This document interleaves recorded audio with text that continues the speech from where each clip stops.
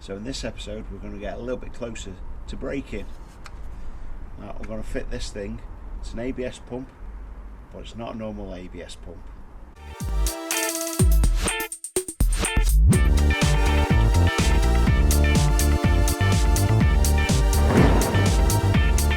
This isn't an ordinary ABS pump. This has got something called ESP. So fitting ESP sounds quite straightforward to most modern cars, but retrofitting to an old classic, it's not quite as easy as that.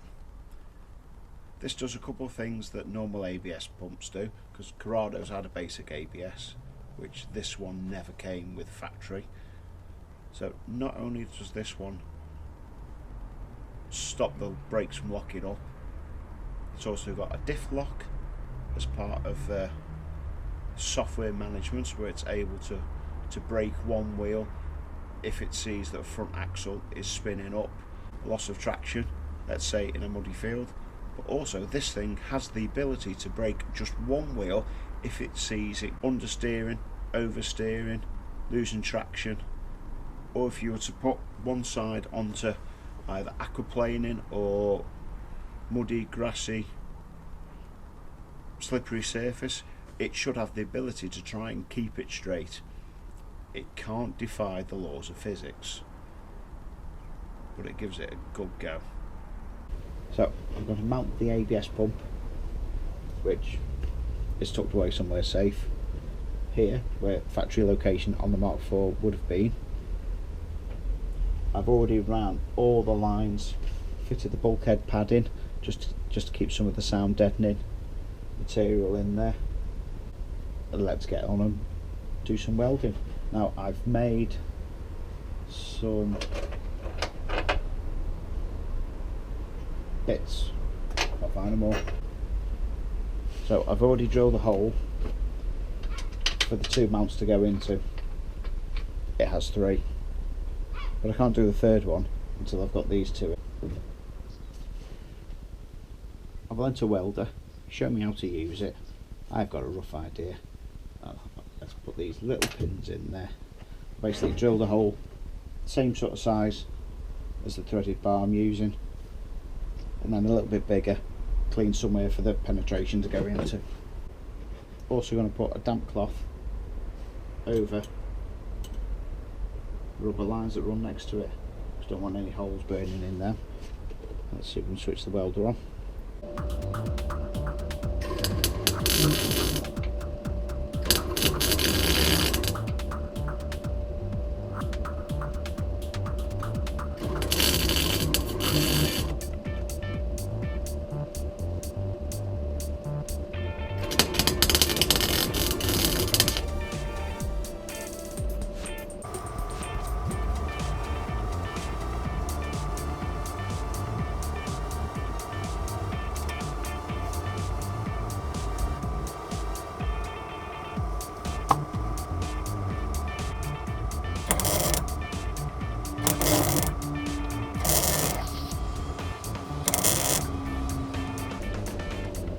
See if that fits.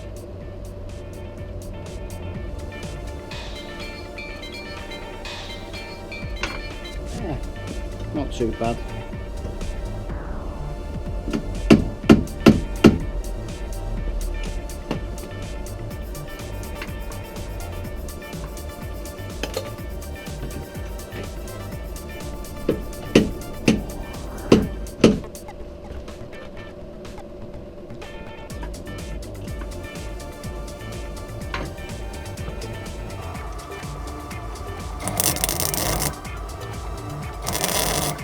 Just going to mark where this goes,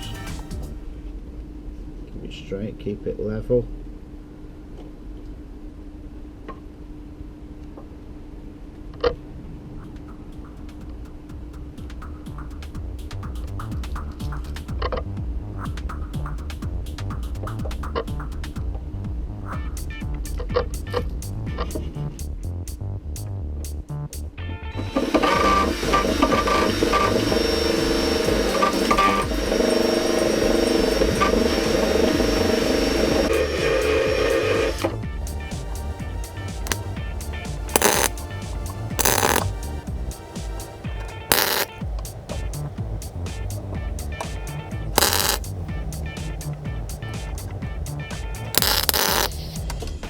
Okay, and we have the mounting bracket. We'll just clean it all up and give it a quick paint. Now it's all clean, and put a little bit of underbody sealant just over the weld, stop any water from getting in.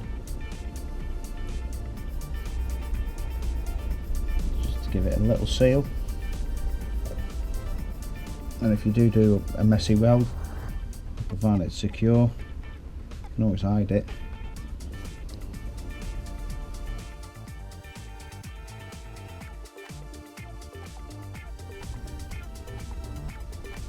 Just blend it into the factory one.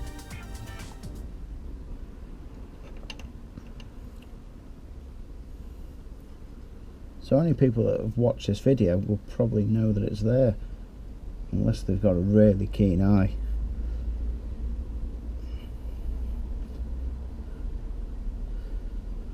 I'm going to let that to go off. There we got the original servo. The other one didn't fit. Slightly modified. Phase 1. Once this is working, I know ABS is working, I'll make some brackets up that fit in there. It won't spin as it is, but just to secure it. That's not bolted to the bulkhead anyway, yet. Pedal box is all loose. Yeah, Mark IV. Lines. Heat shield. There's not much difference between a Mark IV and a Mark III.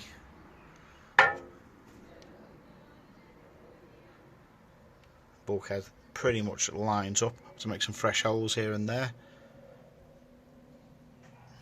Sits in there, and all the lines go in for the ABS. The bracket's going to sit there. There we have the original servo.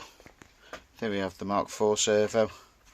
Did attempt to fit it, and to be fair, that one fitted better. Has a real tight struggle. Bolt holes are the same. Connections are different on the end, so can't use the original pedal box. Pulled out the pedal box out of the Mark IV. Turns out the different heights. Mark IV master cylinder with an integrated pressure switch. Measure how much brake pressure is being applied. Just goes to the ECU. Now I have to file down a lip to get it to fit. We're talking about a mil and a half off from around the side, and I also had to machine it ever so slightly as it doesn't quite fit that way around. Now we're going to bolt that up temporarily like that, but I will get a couple of little brackets made for my own peace of mind, just to sit in there. It can't spin as it is, it can't come free, but I'd still prefer a bit more of a clamping force on there. These are brakes, very important. Original Corrado lines, probably the original ones that have been on the car for 29 years. Certainly need replacing. These are the front ones that sit in the wheel arch. If you compare it to the Mark IV ones, which is still a slightly older car, still in very good condition. Just starting to perish a little bit here and there where they're coated, as you can see there. Well, that's nothing major for now. Let's get them on the car. Now all the brake lines from the Golf's been fitted to the Corrado with the ABS unit, including the little short ones that lead down the chassis leg to the back of the vehicle. I'm going to change all the ones at the back. I'm going to get rid of the little compensator valve that sits on the back axle that helps regulate pressure. The ABS unit has actually got little regulators in there to help reduce the pressure to the rear end, and can also compensate for any lock-up. Because I've moved the compensator valve out of the system, I've had to make this line a little bit longer. So we've got the section that goes all the way to the bottom of the passenger seat, comes up the back axle, and then follows over to how the original one's fitted, which I always like to try and copy as much as I can the shape so it fits in all the factory locations, and just at that section is where it would have the compensator valve. And I always like to put these S's in because it's something that the factory do to help with movement and vibration, so it's not a straight kink round, and has a little bit of flexibility when you're fitting it. The back ones, considering they were 29 years old, still fairly reasonable. I can be quite funny when it comes to making brake lines and things like that. Not in a hilarious way, far from it. Brake lines, brake fluid, pistons, all that is the only thing that stops the car. So I'm not thinking of only your safety, but everyone else who's potentially in the car with you, or innocent bystanders. If you're not sure what you're doing with brakes and not confident enough, get someone else to do it. Whether somebody else comes and helps you, or you seek professional help. I've sought professional help many a time. It's not working. Let's get on and do these lines. So not only have I made the flare in on there, put a bit of copper grease on the edge, copper grease in there, and copper grease on the thread, because this is a fresh bit of copper, and it may need a little bit of bedding in, and I always find the copper grease just helps. Hopefully the braking system is going to be done today, and it's one more thing off the tick list, closer to being back on the road.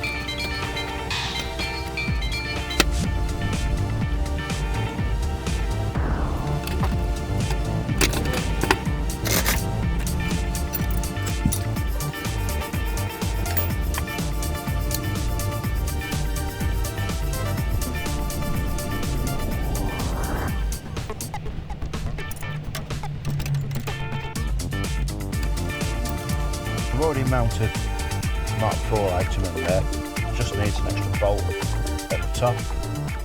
I'm going to chop where it was originally on. It's still supported, and where the saver bolts through, a top hole up here, and another 13 that's mounted all the way down there. Here's a Mark III item that I've already converted around 2003, 2004 to drive-by-wire, back when I couldn't weld. Well, still can't weld. That's awful. I'll tidy it up, paint it. I'm going to chop this section off and this section to make it fit.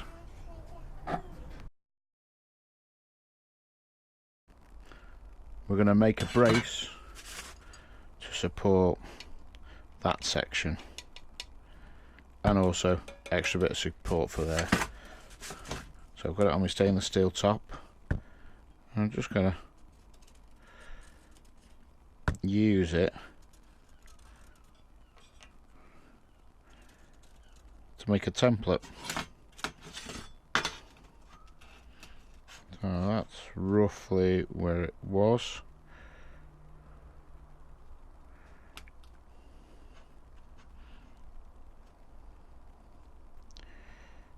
Okay.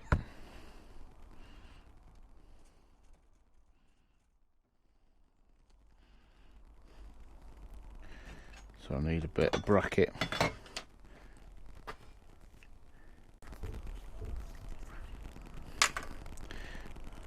Found some flat bar.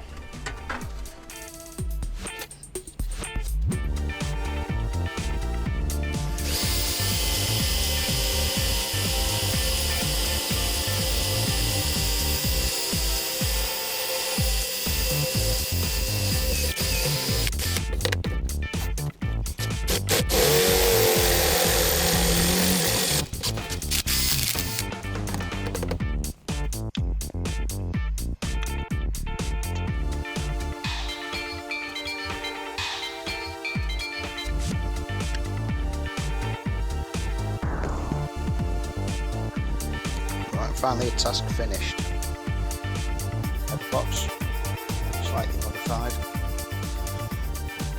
Just about 4 components. Stock.